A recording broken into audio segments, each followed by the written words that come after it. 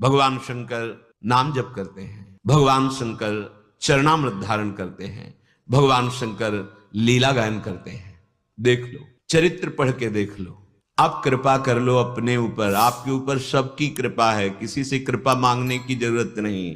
आपको अपने ऊपर कृपा की जरूरत है, आपके ऊपर भगवान की कृपा है। कबहू करि करुणा नर देही, देत ईश बिनु हेतु सनेही। कृपा करके भगवान ने बिना किसी हेतु के तुम्हें मानव देह दिया है। संस्कृति चक्र को रोक के बीच से मानव देह तुम्हें दे दिया। भगवान ने कृपा करके साधु संग दिया, आप धाम आए, आप श्रवण कर रहे हैं। जिस रज में बैठे हैं, ब्रह्मा उद्धव शनकादि इस रज की वंदना करते हैं। आपको इस परम पावन वृंदावन की भूमि में बैठकर महान दुर्लभ भगवत यश सिद्धांत सुनने को मिल गया।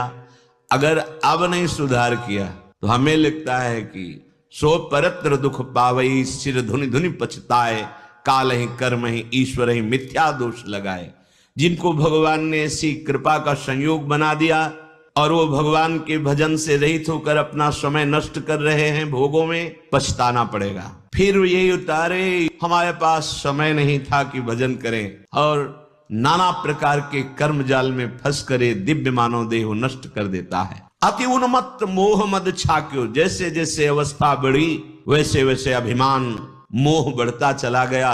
आए थे कि अब हम अपना उद्धार करेंगे मानव देह में, फिर ऐसे आचरण कर लिए जिनसे और बुरी तरह बंध गए। विश्वास मानिए, बहुत बढ़िया अवसर है। कह रहे हैं कौन तुम्हारे साथ जाएगा? धैर्य पूर्वक देखिए। कोई वस्तु, कोई व्यक्ति, कोई पद, कोई स्थान, कोई डिग्री कुछ आपके साथ नहीं। ये आप चाहे जितना शरीर सजा लो, संवार लो, यदि इससे सत कमाई नहीं की तो बिल्कुल व्यर्थ चला गया। अगर आपने नाम जप नहीं किया, दूसरों को सुख नहीं पहुंचाया इस शरीर से, भगवत भाव से सबके प्रति आपने मैत्री भाव नहीं रखा, करुणा भाव नहीं रखा, तो धिक्कार मानव देह को। क्या प्राप्त किया आपने? ये तो सब पशु भी करते हैं। बच्चा वो भी पैदा करते हैं, भोजन पाते हैं, वो भी नींद लेते हैं, वो भी जीते हैं। क्या इतना ही मानव देह की दुर्लभता है? कहीं सुख नहीं। यदि हरिजू को नहीं भजा तो कहीं सुख नहीं, और हरिजू को भजा तो दशों दिशाएं इसी मृत्यु लोक की परमानंद प्रदान करने, जिधर भी दृष्टि जाएगी आनंद ही आनंद। भाव कुभाव अनखा लसहु, नाम जपत मंगल दिशि दसहु। दसों दिशाओं में आपका मंगल ही आनंद। इस मृत्यु लोक में आपको परमानंद की अनुभूति हो जाएगी यदि आप नाम जापक है। बिना श्री हरिजू की शरण भये, बिना श्री हरिजू का भजन किए कहीं किसी लोक में सुख तीनों पुर नाही, तीनों लोकों में सुख नहीं है। अरे मंद बुद्धि, अरे मूढ़, बहुत बढ़िया तुझे अवसर दिया श्री हरिजू ने कि ऐसे आचरण कर कि तू दिव्य बन जा, दिव्यता को प्राप्त कर। पर नहीं, तू अपने शरीर में इतना आसक्त हो गया है, अंतःकरण में इतना आसक्त हो गया है, जो ये मांग करते हैं अपनी मांग कर गिरता चला जा रहा है, फंसता चला जा रहा है, दुखी होता चला जा रहा है। तूने अपना पतन कर लिया। श्रीपाद कह रहे हैं मानो सबसे ऊंची ये योनि, बहुत ऊंचाई पर हम चढ़ गए यदि मानव देह प्राप्त हुआ। अब हम नीचे गिर रहे हैं, क्योंकि इससे ऊंचे उठने के लिए सत मार्ग का आश्रय, अध्यात्म मार्ग का आश्रय, निरंतर पवित्र चिंतन, पवित्र आचरण, पवित्र आहार विहार, तो आप दिव्यता की तरफ बढ़ेंगे। अपवित्र आचरण, अपवित्र आहार विहार, अपवित्र विचार, तो आप पशुता की तरफ, आसुरी भाव को बढ़ेंगे। प्रायः हम देह भाव से युक्त होकर अपना पतन करना ही सुख मानते हैं। तो अद्यश्वाह प्रपतिष्यतोष्य भरणम, पापाचरण करके अपनी इंद्रियों को जो संतुष्ट कर रहे हो, उदर को भर रहे हो, तो तुम्हें ये पता नहीं है ये किसी क्षण नष्ट हो जाएगा शरीर। अद्यश्वा, अभी हो सकता है या कुछ समय बाद हो सकता है, पर होगा निश्चित। ये शरीर नष्ट निश्चित होगा। श्रीपाद कह रहे हैं विडभांड कस्य आचरण, तुम इस शरीर में राग करके जिस आचरण के लिए आए थे उस आचरण को भूल गए। गर्भ में भगवान से वादा किया था। ऐसी दुर्गति पूर्ण स्थिति गर्भ की होती है। यहीं पास में ही मलाशय है, मूत्राशय है, माँ की दाहिनी कोख में विराजमान वो शिशु, उसे भगवत प्रेरणा से ज्ञान होता है और वो भगवान से प्रार्थना करता है, एक बार प्रभु इस नरक से निकाल दो। बड़ा भयावह कष्टप्रद होता है गर्भ में। पास ही मलाशय मूत्राशय उसी के बीच में जैसे कीड़े की तरह छटपटाता हुआ कष्टप्रद, और मुख नीचे की ओर किए हुए कुंडलाकार, ऐसे आराम से शैया नहीं है, हर व्यवस्था नहीं है। अब ये व्यवस्था तुम्हें मिली है कि तुम भगवत प्राप्ति कर लो, पर तुम अव्यवस्था को स्वीकार कर रहे हो। अधर्माचरण पापाचरण करके चाहे जितना धन एकत्रित कर लो, भोग एकत्रित कर लो, परिणामता पतन, विनाश, चिंता, शोक, भय, लिख लो, यही मिलेगा। पश्चाताप के सिवा कुछ नहीं हाथ लगेगा। महामहिम श्री सूरदास जी महाराज कह रहे हैं, ते दिन वो समय तुम भूल गए जो गर्भ में तुमने कष्ट पाया, तुम्हें याद है? नहीं याद है। हम सब गर्भ में रहे मां के। सच्ची मानिए, ये विस्मरण कराने वाली माया प्रतिपल हमें विस्मरण कराती चली जा रही है, और दुख की जहां सीमा नहीं है ऐसी जगह हमें पहुंचाती चली जा रही है, और भक्ति प्रतिपल स्मरण कराती चली जा रही है, और सुख की जो चरम सीमा है वो श्री भगवदानंद, प्रेमानंद, विज्ञानानंद ये अनुभव कराती है। सूरदास जी महाराज कह रहे हैं, जैसे सुंदर निर्मल जल भूमि पर गिरता है, वो मिट्टी से लगते ही मलिन हो जाता है, ऐसे ही निर्मल ज्ञान मां के गर्भ में श्री भगवान ने दिया। कह रहे तुम भूल गए उस बात को? जब मां के गर्भ में थे तो जहां मलाशय मूत्राशय वहीं तुम्हारी खोपड़ी थी।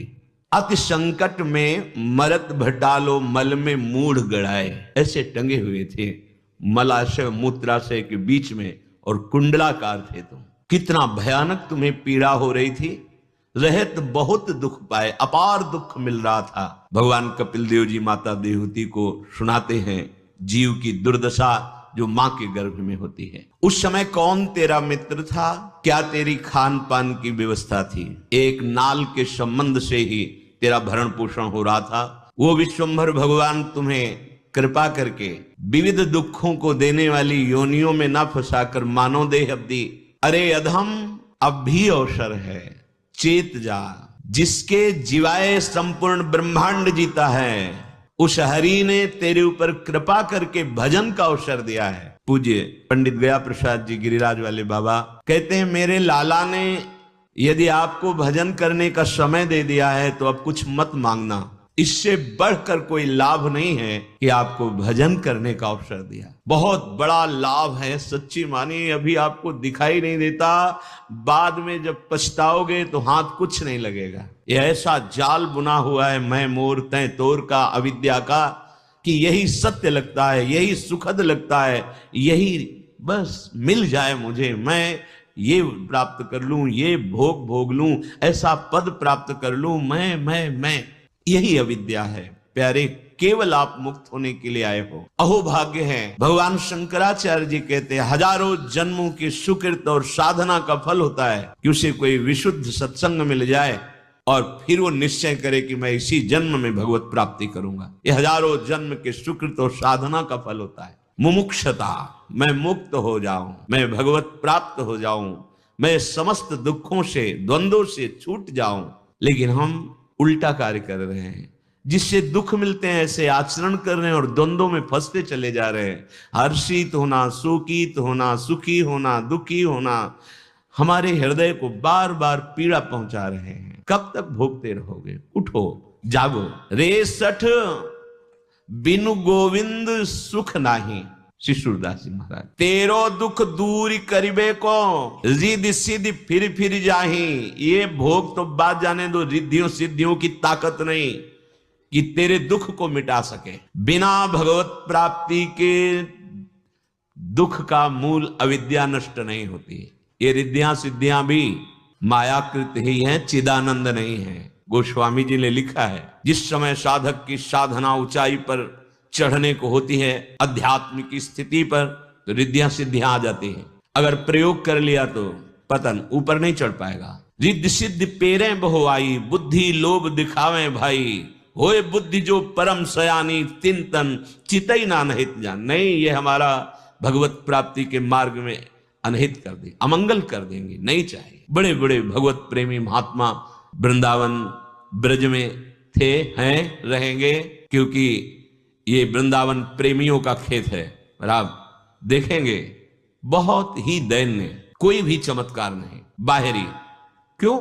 छोटे मोटे मंत्रों का अनुष्ठान करे तो दूसरे के मन की बात जान लेना, दूर की बात देख लेना, ये सब बहुत सरल बातें हैं साधक के लिए, विषयी पुरुष के लिए नहीं।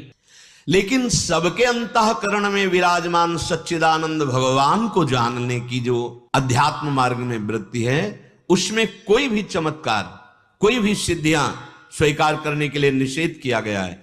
तभी ये परम सिद्धि वासुदेवा सर्वमिति समहात्मा सुदुर्लभा, सर्वत्र मेरा भगवान विराजमान है, ऐसा अनुभव हो गया, जीवन मुक्त हो गया। इसीलिए भगवान के साक्षात स्वरूप हैं ब्रह्मा जी, हर समय भगवान का स्मरण करते हुए सृष्टि रचना करते रहते हैं। चतुश्लोकी भागवत भगवान ने उनको उपदेश की, ये तुम्हें माया में नहीं फंसाएगी। जो भागवत चतुश्लोकी, ये अगर तुम स्मरण रखोगे तो माया तुम्हें नहीं फंसाएगी। ब्रह्मा जी को, ब्रह्मा जी मां भागवत परमेष्ठी पद में विराजमान है। श्री शनकादि हरिशरणम भगवत लीला गायन करते रहते हैं, भगवत दर्शन की व्याकुलता रखते हैं। कौन फिर बचा? श्री सूरदास जी कह रहे, शिव विरंच शनकादिक मुनिजन निरंतर जिनके नाम रूप लीला का रसास्वादन करते हैं, इनकी गति श्री हरि जू हैं, गोविंद जू हैं। तीनों लोकों में कहीं तू चला जा, तेरे दुख का नाश नहीं होगा। जैसे जब सुखों की बात आती है तो स्वर्ग का सुख बहुत महिमाशाली वर्णन किया गया है, वहां भी दुख है।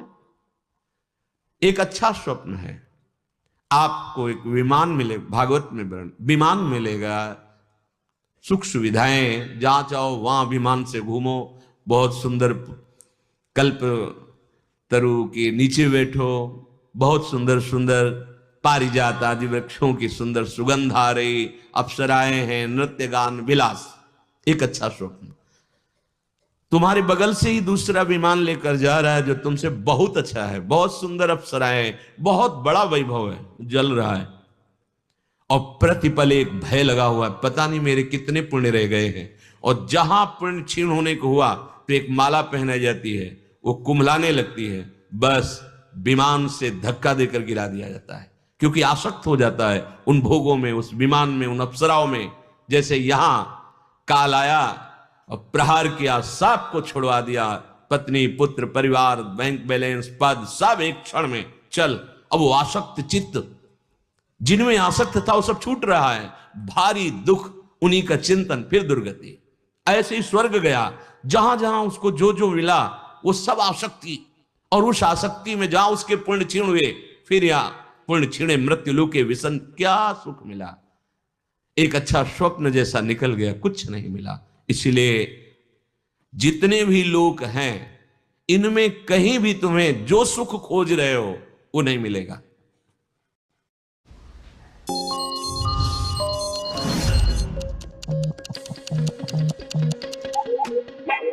Sorry ma'am, I will do it.